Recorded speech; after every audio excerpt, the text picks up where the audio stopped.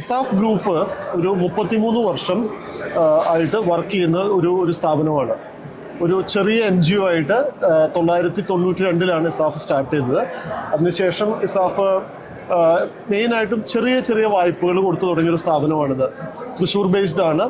2008 ഇത് ഒരു MFI NBFC MFI ആയിട്ട് ലൈസൻസ് കിട്ടി. അതിനുശേഷം 2015 സ്മോൾ ഫിനാൻസ് ബാങ്കിനുള്ള ഇൻ പ്രിൻസിപ്പൽ അപ്രൂവൽ റിസർവ് ബാങ്കിൽ നിന്ന് ഇസാഫ് ബാങ്കിന് കിട്ടിയത്. അതിനുശേഷം 2017 ബാങ്ക് സ്റ്റാർട്ട് ചെയ്തു. തുടക്കത്തിൽ സൗത്ത് ഇന്ത്യൻ സ്റ്റേറ്റ്സിലാണ് ഞങ്ങൾ ഫോക്കസ് ചെയ്തിരുന്നത്. ഇന്ന് 8 വർഷത്തെ ഒരു കാലയളവിന് ശേഷം നോക്കുകയാണെങ്കിൽ 25 സംസ്ഥാനങ്ങളിലും 2 യൂണിയൻ ടെറിട്ടറീസിലുമായിട്ട് 787 ബ്രാഞ്ചസ് ഇസാഫിനുണ്ട്. അതുകൂടാതെ ഏകദേശം 650ഓളം ATMs ഉണ്ട്. ഇതുകൂടാതെ ഒരു 32ഓളം കോർപ്പറേറ്റ് ബാങ്കിങ് കറസ്പോണ്ടൻസ് ആയിട്ട്, അതായത് ഇസാഫ് ബാങ്കിന് എത്തിപ്പെടാൻ സാധിക്കാത്ത പല സ്ഥലങ്ങളും ഉണ്ട്, വളരെ റിമോട്ട് ആയിട്ടുള്ള സ്ഥലങ്ങളിൽ. അപ്പോൾ അങ്ങനെയുള്ള സ്ഥലങ്ങളിൽ ബാങ്കിങ് സേവനങ്ങൾ എത്തിക്കുന്നതിനായിട്ട് ബാങ്കിങ് കറസ്പോണ്ടൻസ്, അത് റിസർവ് ബാങ്ക് അപ്രൂവ് ചെയ്തിട്ടുള്ള കോർപ്പറേറ്റ് BCs ആണ്. അവരുടെ കസ്റ്റമർ സർവീസ് സെൻറ്റേഴ്സ് വഴിയും ഏകദേശം 1200ഓളം കസ്റ്റമർ സെൻറ്റേഴ്സ് വഴിയും ഇസാഫ് ബാങ്കിൻ്റെ സേവനങ്ങൾ എത്തുന്നുണ്ട്. ഇതുകൂടാതെ ബാങ്കിന് വേറെ ഒരു ചാനലും കൂടി ഉണ്ട്. അത് ഫോർ എക്സാമ്പിൾ ഒരു വളരെ റിമോട്ട് ആയിട്ടുള്ള സ്ഥലങ്ങളിൽ കസ്റ്റമേഴ്സിന് ഒരു ബേസിക് ബാങ്കിങ് സേവനം നല്ല പൈസ വിഡ്രോ ചെയ്യണം. അപ്പോൾ അവിടെ ചിലപ്പോൾ ഫുൾ ഫ്ലെഡ്ജ്ഡ് ആയിട്ടുള്ള ATM ബാങ്കിന്റെ ബ്രാഞ്ചുകളോ ഉണ്ടാവില്ല.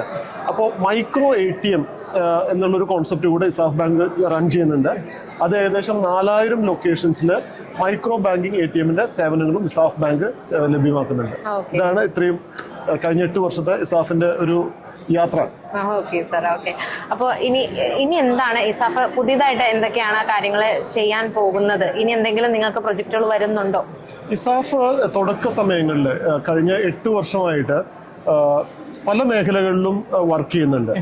ഈ ചെറുകിട വായ്പകൾക്കൊപ്പം തന്നെ മറ്റ് വലിയ രീതിയിലുള്ള ലോണുകളും, ഇപ്പോൾ ഒരു കസ്റ്റമർ ഒരു ഹോം ലോൺ അല്ലെങ്കിൽ അവർക്കൊരു ലോൺ അഗെയിൻസ്റ്റ് പ്രോപ്പർട്ടി വേണം, അല്ലെങ്കിൽ ഒരു ബിസിനസ് ലോൺ വേണം, അത്തരത്തിലുള്ള വലിയ ലോണുകളും ഇസാഫ് ബാങ്ക് ലഭ്യമാക്കുന്നുണ്ട്.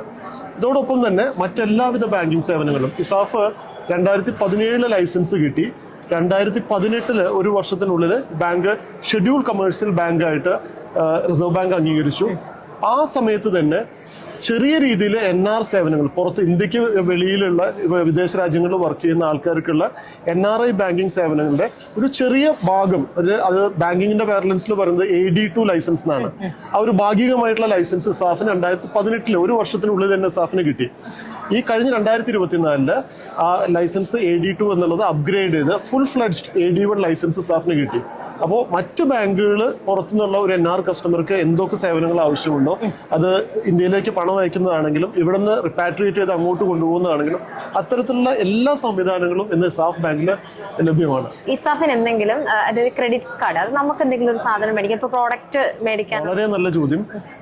ഇസാഫ് ബാങ്കിന്റെ കഴിഞ്ഞ ഒരു 2 മാസം മുമ്പ് റുപ്പേ NPCIയുടെ റുപ്പേ കാർഡ്സുമായിട്ട് ഇസാഫ് ബാങ്ക് ക്രെഡിറ്റ് കാർഡിന് വേണ്ടിയിട്ട് ടൈപ്പ് ചെയ്തിട്ടുണ്ട്. ഇസാഫ് ബാങ്കിന്റെ ഇപ്പോൾ ക്രെഡിറ്റ് കാർഡിന്റെ സേവനങ്ങൾ ലഭ്യമാണ്.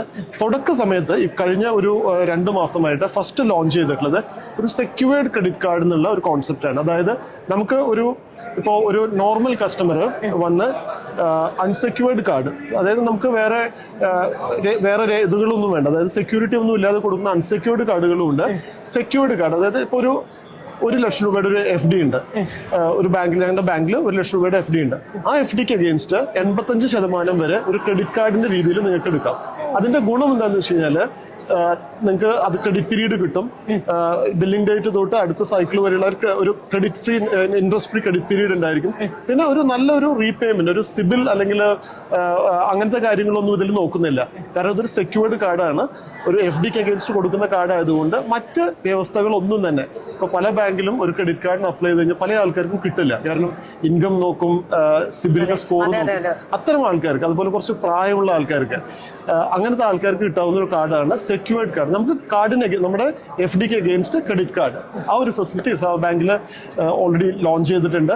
ഈവൻ ഓപ്പൺ മാർക്കറ്റ് അൺസെക്യൂർഡ് കാർഡും അടുത്തൊരു ക്വാർട്ടറിൽ ഇസാഫ് ബാങ്ക് അത് NPCI ടൈപ്പ് ചെയ്തിട്ടുള്ള കാർഡാണ്. എവിടെ വേണമെങ്കിലും യൂസ് ചെയ്യാവുന്ന എല്ലാവിധ ഫീച്ചേഴ്സും ഉള്ള കാർഡാണത്. ഓ ഓക്കെ ഓക്കെ സാർ, അതുപോലെ ഈ പേഴ്സണൽ ലോണിന്റെ കാര്യം പറഞ്ഞല്ലോ. ഇപ്പൊ എല്ലാവരും മൊബൈലിലാണ് പേഴ്സണൽ ലോൺസ് എടുക്കുന്നത്. ഇസാഫിന് അങ്ങനെ എന്തെങ്കിലും ആപ്പുകളോ അങ്ങനെ എന്തെങ്കിലും? ഇസാഫ് ഒരു ഹൈ ടച്ച് മോഡലാണ്. എന്ന് വെച്ച് കഴിഞ്ഞാൽ ഞങ്ങൾക്ക് ഡിജിറ്റൽ, ഞങ്ങളുടെ എല്ലാ അക്കൗണ്ട് ഓപ്പണിംഗ് പ്രോസസ്സും ടാബ് വഴി ഫുള്ളി ഡിജിറ്റലാണ്. പക്ഷെ അത് ചെയ്യുമ്പോൾ ഞങ്ങൾ എല്ലായ്പ്പോഴും ഒരു ഹ്യൂമൻ ഫേസ്, ഒരു ടച്ച് ഉണ്ട്, ഹ്യൂമൻ ടച്ച് ഉണ്ട്. അപ്പോൾ ഒരു കസ്റ്റമർ ഒരു അക്കൗണ്ട് ഓപ്പൺ ചെയ്യുമ്പോഴും നമ്മൾ കസ്റ്റമറുടെ അടുത്ത് പോയി ടാബ് കൊണ്ടുപോയി, പക്ഷെ ആള് പേഴ്സണലി പോയിട്ടാണ് എല്ലാ ഡീറ്റെയിൽസും ചെയ്യുന്നത് ഡിജിറ്റലാണ്. പക്ഷെ ആ ഒരു മോഡലിലാണ് ഇസാഫ് ബാങ്കിന്റെ ഒരു ഹൈടെക് രീതിയിലാണ് പോകുന്നത്. ഈ പേഴ്സണൽ ലോൺ കാരണം പല രീതി നമ്മളിപ്പോൾ കഴിഞ്ഞൊരു 2-3 വർഷമായിട്ട് കേൾക്കുന്നതാണ്. പല പ്രൈവറ്റ് ഫിനാൻസിയേഴ്സും തേർഡ് പാർട്ടി ആൾക്കാരും ഓൺലൈൻ നമ്മുടെ ഡീറ്റെയിൽസ് ഓൺലൈനിൽ സബ്മിറ്റ് ചെയ്ത് നമുക്ക് പല കഥകളും കേൾക്കുന്നതാണ്. പല ഹൈ ഇൻട്രസ്റ്റ് റേറ്റ് ആണ്, പല രീതിയിലുള്ള റിക്കവറി മെഷേഴ്സ് അവരെടുക്കുന്നു. അപ്പോൾ അത്തരം കാര്യങ്ങൾ ഇസാഫിൽ എല്ലാം ഡിജിറ്റലാണ്. പക്ഷേ ഞാൻ പറഞ്ഞ പോലെ ഒരു ലോൺ എടുക്കുന്ന സമയത്ത് ബേസിക് വെരിഫിക്കേഷൻ കാര്യങ്ങളുണ്ട്. അത് ബാങ്കിൽ നിന്ന് ഒരാൾ ലോൺ അപ്ലൈ ചെയ്ത് കഴിഞ്ഞാൽ ബാങ്കിൽ നിന്ന് ഒരാൾ പോയി, അത് ബാങ്കിന്റെ സ്റ്റാഫ് തന്നെ, അത് നിയറസ്റ്റ് ബ്രാഞ്ചിൽ നിന്ന് ഒരാൾ പോയി ആ കസ്റ്റമറുടെ ബാക്ക്ഗ്രൗണ്ട് വെരിഫൈ ചെയ്യും, ഡോക്യുമെന്റ്സ് വെരിഫൈ ചെയ്യും. അതിനുശേഷം അതിന് എലിജിബിലിറ്റി അനുസരിച്ച് പേഴ്സണൽ ലോൺ കൊടുക്കുന്നുണ്ട്. ബാങ്ക് പേഴ്സണൽ ലോൺ പ്രൊവൈഡ് ചെയ്യുന്നുണ്ട്. ഇസാഫിനെ സംബന്ധിച്ചിടത്തോളം ഇതൊരു കേരളത്തിലെ സാധാരണക്കാരുടെ ഒരു ബാങ്കാണ്. ഞങ്ങളുടെ എല്ലാ പ്രോഡക്റ്റും മറ്റേത് ബാങ്കുകളുമായിട്ട് കമ്പയർ ചെയ്യുകയാണെങ്കിലും ഇസാഫ് ബാങ്കിന്റെ ഒരു മോട്ടോ എന്ന് പറയുന്നത് തന്നെ അൺബാങ്ക്ഡ് ഏരിയാസിലും ഒട്ടും ബാങ്കിങ് സേവനങ്ങൾ ലഭ്യമല്ലാത്ത സ്ഥലങ്ങളിലുമാണ് ഇസാഫ് ബാങ്കിന്റെ ശ്രദ്ധ. 787 ബ്രാഞ്ചസിൽ 68% ശാഖകളും വളരെ റിമോട്ട് ആയിട്ടുള്ള മറ്റ് ബാങ്കുകൾ ഇല്ലാത്ത സ്ഥലങ്ങളിലാണ് ഇസാഫ്. അതൊരു ഇസാഫ് ബാങ്കിന്റെ പ്രത്യേകതയാണ്. ഒരു ഉദാഹരണം പറയുകയാണെങ്കിൽ കേരളത്തിൽ നമുക്ക് എല്ലാവർക്കും അറിയാം അട്ടപ്പാടി ഏരിയ. ആ ട്രൈബൽ ഏരിയയിൽ ഇസാഫ് ബാങ്കിന് 4 ബ്രാഞ്ചുകളുണ്ട്.